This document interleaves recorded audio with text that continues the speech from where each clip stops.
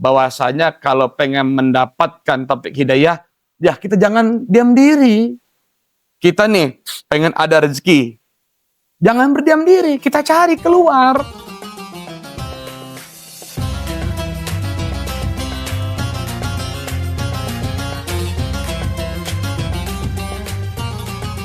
Ya kan, minta sama kawan, ada enggak Bas Palembang Toloka? Ada enggak pekerjaan? Ada enggak yang membutuhkan saya bisa punya keahlian skill begini? Otomatis dengan kita mencari-mencari kan ada peluang rezeki, peluang pekerjaan. Artinya kita, ketika kita pengen dapat taufik hidayah, jangan diam diri di rumah.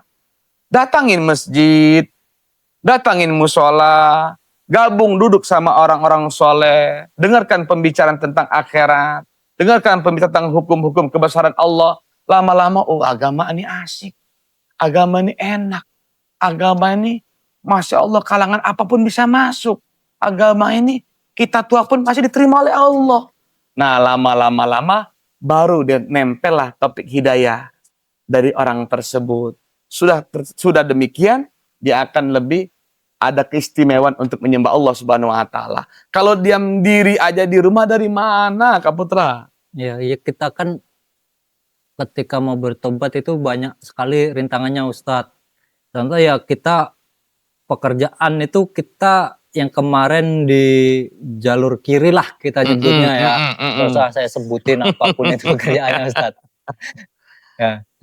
Dan kita ketika mau hijrah, kita berarti meninggalkan pekerjaan itu Ustadz. Teman-teman kita yang lama, kita akan bertemu dengan teman-teman yang baru. Nah, yang untuk pekerjaan ini Ustadz di era seperti ini kan sangat susah Ustadz. Allahumma sholli wa barik. Apalagi mendekati Idul Fitri seperti ini, sangat susah sekali mencari pekerjaan Ustadz.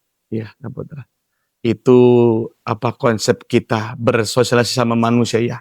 Nah itulah ya. Tinggal kita saja bagaimana menerapkan ilmu sama pengalaman kita. Tanpa ilmu ya kita ada pengalaman, tanpa ilmu tidak ada tanpa ilmu ada pengalaman. Kita bingung mengajak teman-teman kita di jalan, ya kan? Kemudian kita ada ilmu tanpa apa tadi? Ada ilmu ya? Ada ilmu tanpa pengalaman. Artinya konsepnya tadi ada ilmu tanpa pengalaman, kita langsung menuding dia tuh, kamu neraka kayak gitu. Sebaliknya adanya pengalaman tanpa ilmu, kita bingung nantinya apa mengajak teman kita ini nih. Yuk nyembah Allah, mandi wajibnya kan susah. Nah ini ada cerita Kak Putra. Gimana Ustadz itu ceritanya? Ada seorang raja, orang raja nih maaf, kebenaran dia dikasih oleh Allah cacat dari lahir.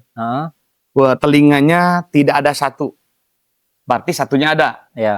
Dia sayembara begini, siapa yang bisa melukis saya, ya, kalau seandainya sesuai dengan hati nurani saya, keinginan saya, cocok sama hati saya, yang menang ini saya akan ikut jadi jamaahnya, jadi muridnya, dan apa permintaan guru ini, ustadz ini saya beri. Baik itu tanah, baik itu harta, saya beri. Karena apa? Udah menyenangkan hati raja tadi. Alhasil, kita buatlah 3 santri yang maju. Santri A, santri B, santri C. Santri A tadi, ya digambar sama dia, dilukis sedemikian rupa. Singkat kata, singkat cerita, dikasihkanlah hasil tersebut sama sang raja. Diterima oleh sang raja. Masya Allah, tabarakallah. Ini lukisan tidak jauh beda sama yang aslinya. Dari keriputnya, lekuk-lekuknya, rambutnya hampir mirip seperti yang asli. Kamu ini bagus, kata raja. Kamu ini jujur. Tapi kata raja, jujurnya kamu, bagusnya kamu, menghinakan diriku. Zaman sekarang kan zaman media sosial. Iya kan? Zaman digital. Betul. Kalau di-upload, pasti banyak menghinakan. Dasar raja cacat, nggak ada kuping, gitu kan? Bagusnya kamu, jujur kamu tidak masuk kategoriku. Yang jujur kalah. Tidak masuk. Alhasil santri yang kedua, santri yang B. Dilihatnya tadi katanya ada cacat, dibuatnya sepasang kupingnya. Digambar, set, singkat kata, singkat cerita, beres. Dikasihkan sama sang raja.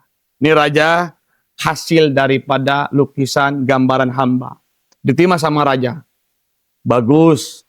Sama seperti yang pertama tadi. Tidak jauh beda sama aslinya. Tapi sayang.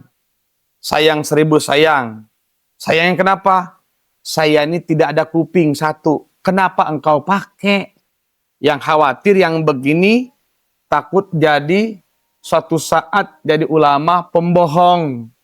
Nah, nggak masuk. Nggak masuk kategori.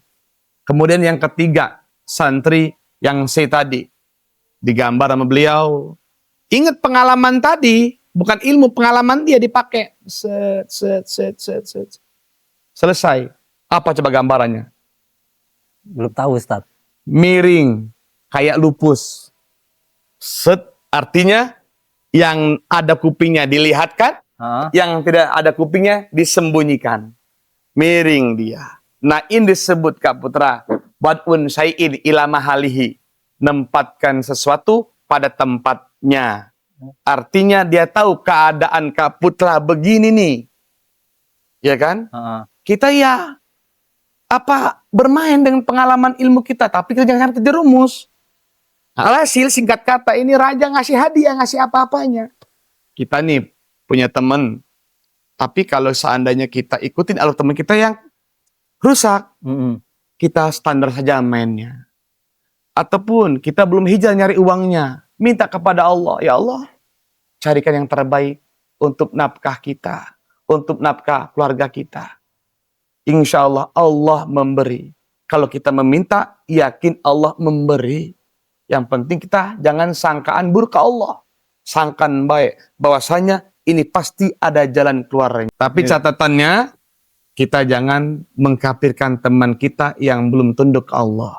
Kita berusaha. Karena sebelum menjadi kayak gini, kita pernah merasa kayak mereka. Tinggal kita ngedoa. Dan ingat, saya ini pengambil manakib Syekh Abdul Qadir Jalani Kak Putra. Ngambil di Pasuruan. Ingat kata-kata hikmah beliau. Ya. Kalau kita sudah hijrah, ya, jangan merasa mulia terhadap orang yang hina. Karena ada Syekh Abdul Qadir Jalani itu ditanya orang hina. Pertama, ya Tuan Syekh, apakah hamba bisa tobat? Jawab Tuan Syekh, Allah Maha Pemaaf dan Maha Penyayang. Ya Tuan Syekh, apakah saya selalu tobat bisa dakwah? Silakan. Namanya dakwah bukan khusus ulama. Silakan. Setiap ngajak kebaikan itu adalah dakwah. Yang ketiga pertanyaan ini Tuan Syekh Abdul Qadir menangis. Ya Tuan Syekh, apakah Allah mampu menghinakan orang yang mulia dan memuliakan orang yang hina? Seperti Tuan Syekh yang mulia dihinakan oleh Allah dan saya yang hina dimuliakan oleh Allah. Nangis Tuan Syekh. Apa? Khawatir akhir hidupnya takut dihinakan oleh Allah Subhanahu wa taala. Makanya kita ketika sudah kita hijrah jangan merasa mulia melihat orang yang hina. Dalam hati kita, alhamdulillah ya Rabb, masih di jalanmu, berikanlah temanku, saudaraku taufik hidayahmu.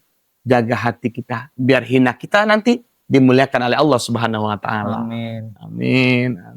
Ya, Ustadz, mungkin ini dulu Ustadz, saya tanya-tanya.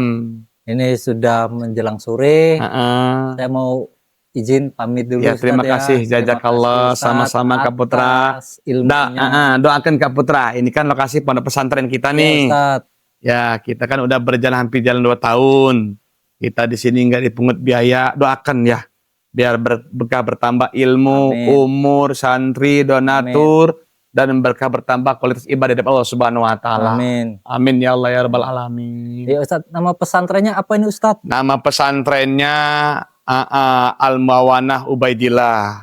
Al-Mawanah Ubaidillah. Ya, beralamat di Jalan Dharma Bakti atau Skojo, Kelurahan Sri Mulia, Kecamatan Sematang Borang. RT 11 di sini. RT 11. Mm-mm. Oke, teman-teman, bagi yang mau ke pesantren Ustadz Ubaidillah, silahkan datang ke alamat yang telah disebutkan tadi. Mm-mm. Oke, terima kasih teman-teman. Assalamualaikum warahmatullahi wabarakatuh. Waalaikumsalam warahmatullahi wabarakatuh. Alhamdulillah.